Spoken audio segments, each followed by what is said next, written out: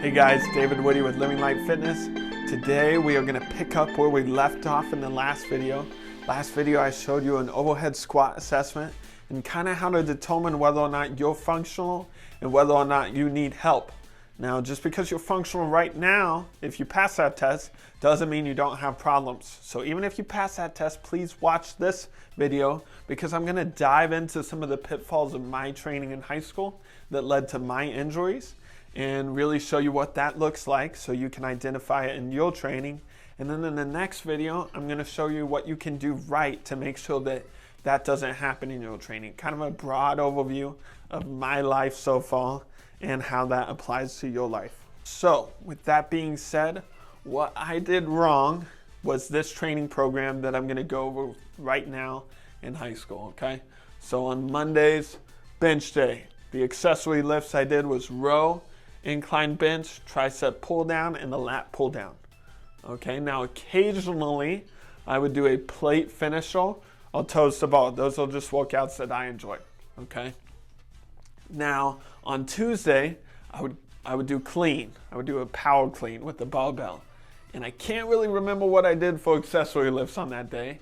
I remembered I really enjoyed that. That was mine and Bobby's favorite day. And I think we did core on that day. And core was really a ton of flutter kicks to failure, which really just tightened my hip flexors because I had no idea what I was doing. And planks, which were okay. Planks were all right. So Wednesday, we did squat. Weren't super concerned about technique. I'll get more into that. I'll explain that. People were definitely concerned with technique. But they kind of said one thing and did another. So I'm going to get into that. Other lifts we did was the quad extension machine. We did prone hamstring curl machine. We did leg press, and we did a calf raise machine. Okay? And then occasionally I would do walking lunges and wall sits. Now on Thursday, we'd get a break. We'd usually go and play football outside, run some drills, go for a jog in Tamanasacta with the Goon Squad. There was a lot of things I did on Thursday. And then on Friday, we would do all three of these things heavy. So this is supposed to be like a recovery day. So we do all three of these things heavy, and then I would do all my favorite lifts. So definitely quad extension. I enjoyed that. Not core, because it made my hip flexors feel horrible. So I definitely wasn't doing it right. Tricep pull down, lat pull down, row, and that's probably about it. Maybe some wall sits. Might have done some wall sits. So that was my Friday. On Saturday and Sunday, I'd play really hard. Basically, I had a group of like 8 to 10 friends who would come over. We'd play airsoft all night Friday night. About half of them would stay all day long until Saturday evening when we had youth group. My dad's a pastor, so we had youth group at my house. And then kids from youth group and my friends would spend the night into Sunday morning, and we'd all drive to Sunday school together. Okay, so I'd play really hard. I had horrible eating habits at this time. A lot of donuts on Sunday mornings, a lot of fast food throughout the week. I had a lot of poor man's protein shakes after my workouts, which was just milk and chocolate syrup. And then I would play football and airsoft with my buddies all the time on the weekend. I didn't have very much sleep, and that's pretty much the training program. Okay, now also keep in mind that this is what I was doing for weightlifting.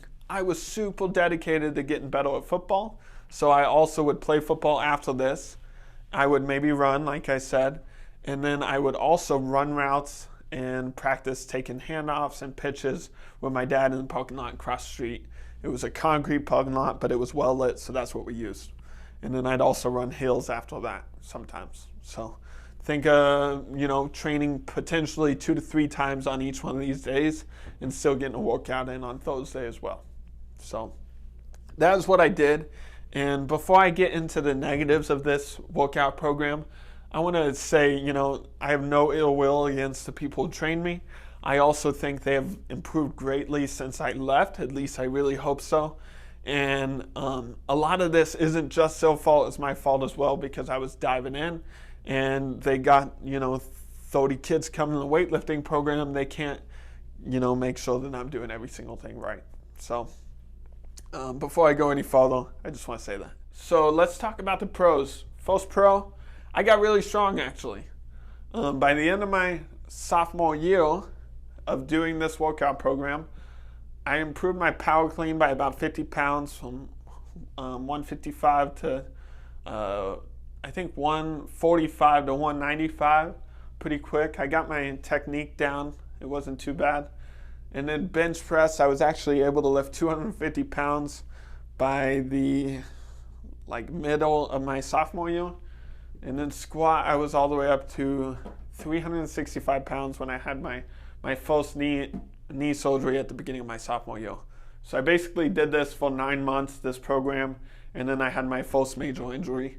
So I got really strong. That's one pro.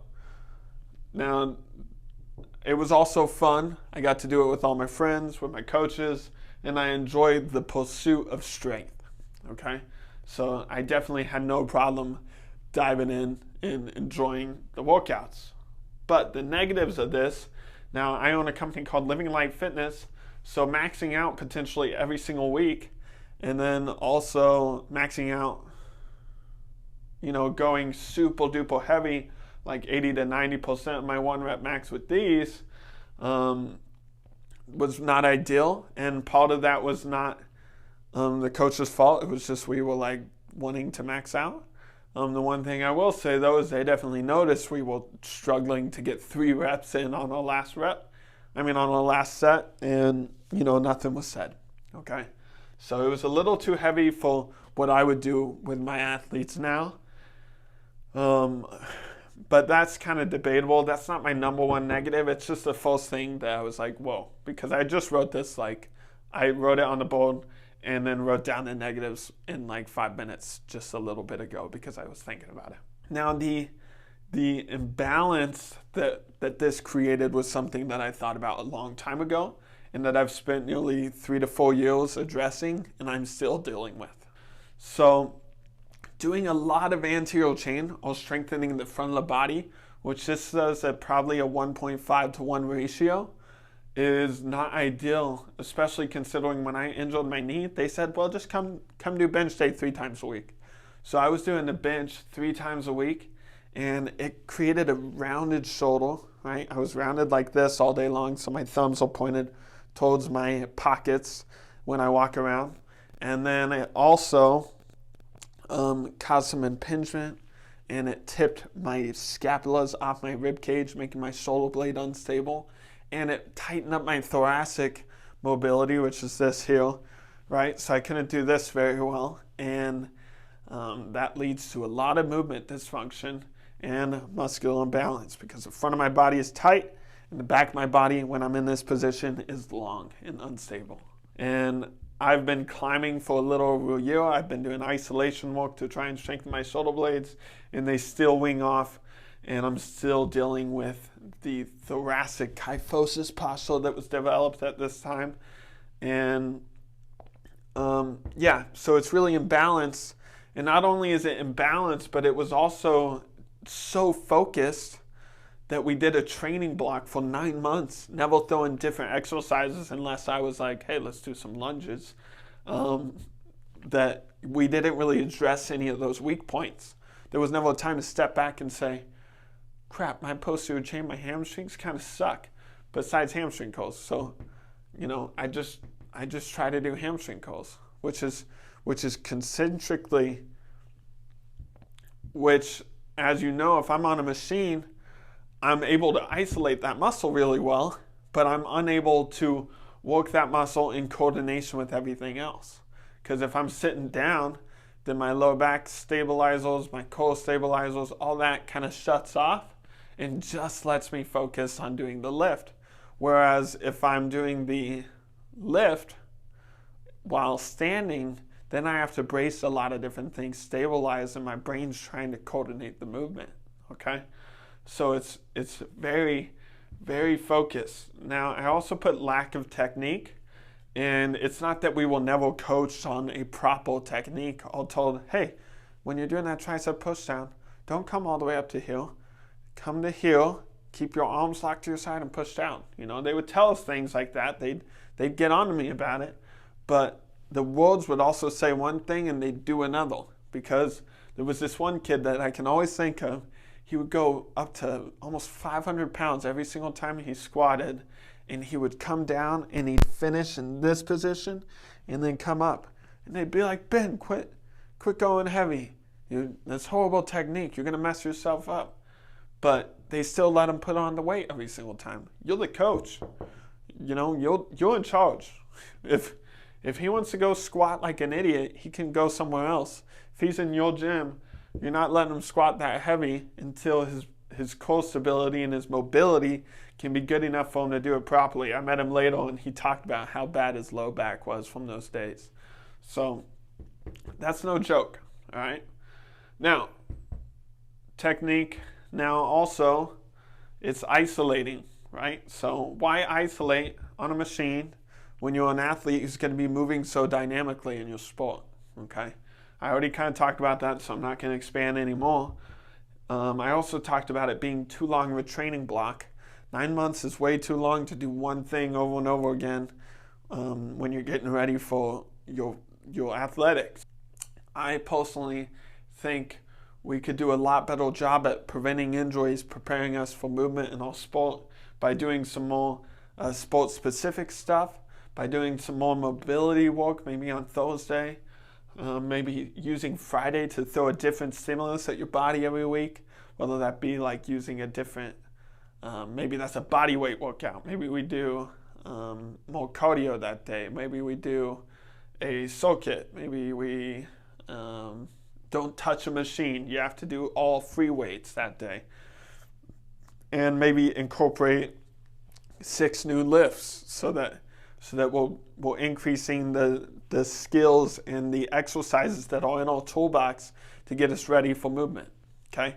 Because really when injury happens, a lot of the time it's the body's inability to handle that stimulus. So if you can switch it up and throw as much stimulus as you can at your athlete in the off season, then he'll be better equipped and his body will be more efficient and ready to react to that outside stimulus. Contact injuries are completely impreventable. Also, accidents happen. People are going to get injured.